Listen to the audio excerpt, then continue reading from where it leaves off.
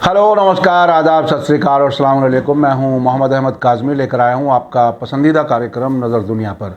Israel और फ़िलिस्तीन के बीच जंग बंदी कल शुरू होगी। कतर के मुताबिक कल फ्राइडे सुबह 7 बजे यानी भारत के 10:30 बजे जंग बंदी शुरू होगी और शाम 4 बजे 13 इजरायली कैदियों को रिहा किया जाएगा। फ़िलिस्तीनी कितने रिहा किए जाएंगे, इसकी तफसील अभी सामने नहीं आई है। खबर है कि हमास ने समझौते पर दस्तखत करने से पहले कुछ मांगें बढ़ा दी थी, जिसकी वजह से जंगबंदी एक दिन लेट हो गई। आज सुबह जब इजरायली नेशनल सिक्योरिटी एडवाइज़र की तरफ से समझौते पर अमल आज से नहीं होने की बात कही गई थी, तभी मैं समझ गया था कि हमास ज़रूर सख्ती से काम ले रहा है। उधर आज जंगबंदी से पहले जंग के मैदान में इजराइल, हिजबुल्लाह और हमास की तरफ से हमले तेज रहे। नेतन्याहू का कहना है कि ईरान इजराइल के लिए सबसे बड़ा खतरा है। ईरान के फॉरेन मिनिस्टर ने कल हमास और जिहाद इस्लामी के लीडर से और आज हिजबुल्लाह लीडर हसन नसरुल्लाह से बेरूत में मुलाकातें की हैं।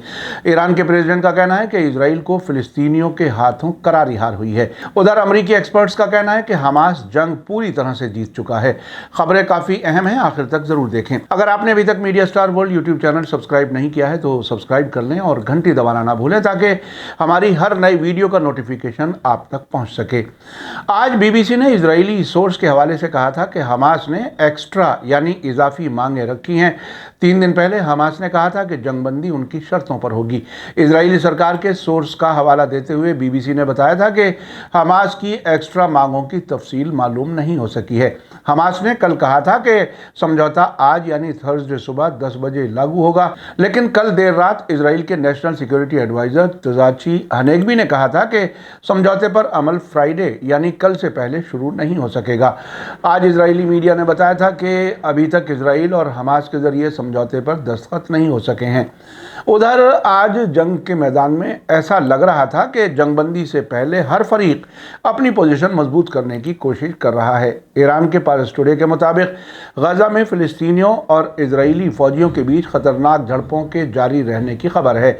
जिहाद इस्लामी के कुद्स ब्रिगेड और इजरायली फ़ौजियों के बीच नॉर्थ गजा में खतरनाक झड़पें होती रहीं। कुद्स ब्रिगेड के बयान में कहा गया है कि फ़िलिस्तीनी ज़िलों में इजरायली फ़ौजियों के साजो सामान को RPG से निशाना बनाया गया। फ़िलिस्तीनी अखबार अल-यौम के रिपोर्टर ने भी बैत लाहिया, शेख रिजवान, अन-नस्र और अस-सफ़तावी इलाकों में फ़िलिस्तीनी लड़ाकों और इजरायली फ़ौजियों के बीच झड़पों के जारी रहने की खबर दी है।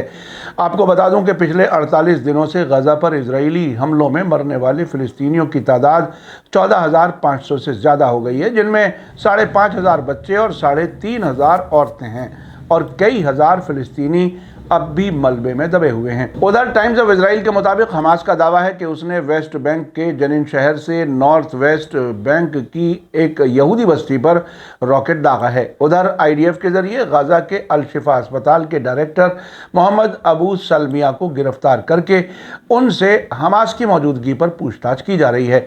इजराइल का कहना है कि बहुत सारे सबूतों से पता चला है कि अस्पताल को उनकी निगरानी में हमास के लिए कमांड सेंटर के तौर पर इस्तेमाल किया जा रहा है। उधर लेबनान के अल मनार TV के मुताबिक हिजबुल्लाह ने इजरायली ठिकानों पर सटीक हमले बढ़ाए हैं। इन ऑपरेशनों का मकसद फ़िलिस्तीनी लोगों का मजबूती से सपोर्ट करना और गाज़ा पट्टी में फ़िलिस्तीनियों के ज़रिए दी गई सभी कुर्बानियों के लिए हमदर्दी दिखाने के लिए उनके बहादुर रेजिस्टेंस को मजबूत करना है। आज सुबह 8:30 बजे हिजबुल्लाह के लड़ाकों ने अल ज़ीरा, जल अल आलम और बिरकत रिशा के मकामात पर इजरायली पैदल फौजियों को निशाना बनाया। आज ही सुबह 9 बजे हिजबुल्लाह ने सासा बस्ती के पास एक इजरायली पैदल फौजी को कामयाबी से निशाना बनाया।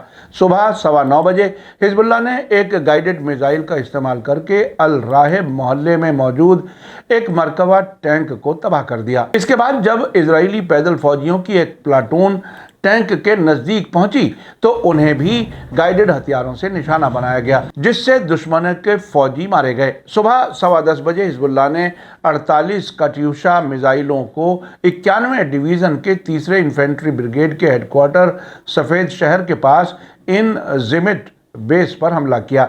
इसी तरह हिजबुल्लाह ने कई और हमलों की तफसील जारी की है। हिजबुल्लाह की तरफ से आज होने वाले हमलों को इजरायली मीडिया ने तेज़ बमबारी बताया है। लेबनान से ऊपरी गलील की तरफ होने वाली बड़ी और गैर मामूली बमबारी की खबर दी गई है।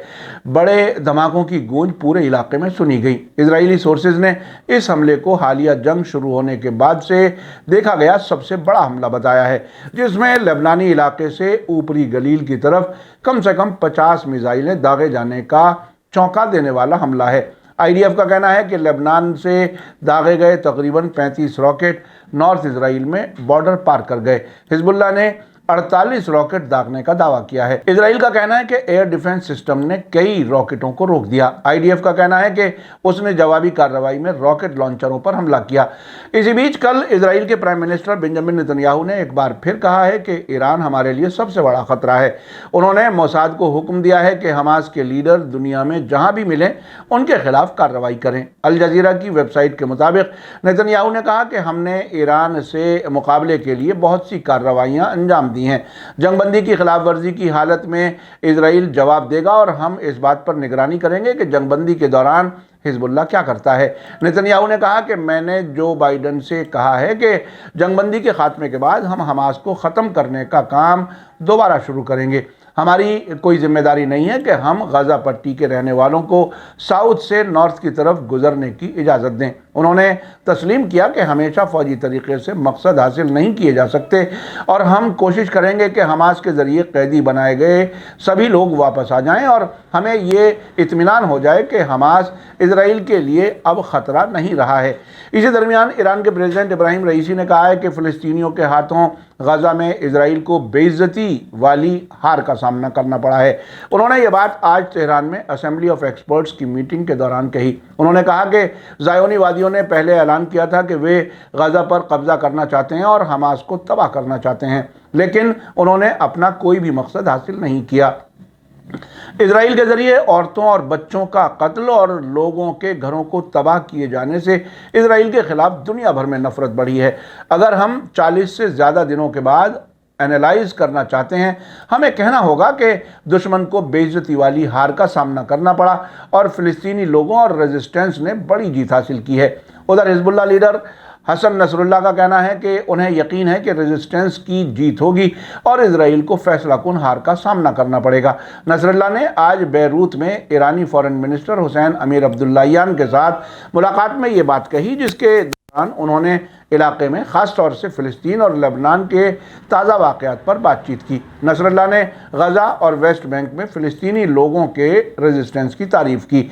इस मौके पर अमीर अब्दुल्लाहियान ने फ़िलिस्तीनी लोगों की मदद करने और गज़ा पट्टी में आम शहरियों के ख़िलाफ़ इजरायली जंगी जराइम रोकने के तरीक़ों के बारे में हाल के हफ्तों में ईरान की डिप्लोमेटिक कोशिशों के बारे में आगाह किया। अब्दुल्लाहियान ने कहा कि गाज़ा में इंसानी जंगबंदी पर इजराइल और हमास के बीच हुआ समझौता और कैदियों की अदला बदली समझौता फ़िलिस्तीनी लोगों के रेजिस्टेंस के सामने इजराइल की नाकामी है। बैरूत में ईरान के एम्बेसडर मुश्तबा अमानी के मुताबिक नसरुल्लाह और अमीर अब्दुल्लाहियान ने इलाके में मुस्तकबिल में मुमकिना वाक़यात और गाज़ा के ख़िलाफ़ इजराइल के जुल्म को रोकने की कोशिशों और साथ ही तारीख़ी तौर पर जंग के सिलसिले में दुनिया की कलेक्टिव जिम्मेदारी के बारे में भी बातचीत की। कल अमीर अब्दुल्लाहियान ने बैरूत में इस्लामिक जिहाद के लीडर ज़ियाद अल नखाला और हमास के पोलिट ब्यूरो के नायब सरबराह खलील अल हया और दूसरे फ़िलिस्तीनी ग्रुप्स के जिम्मेदारों के साथ बातचीत की थी।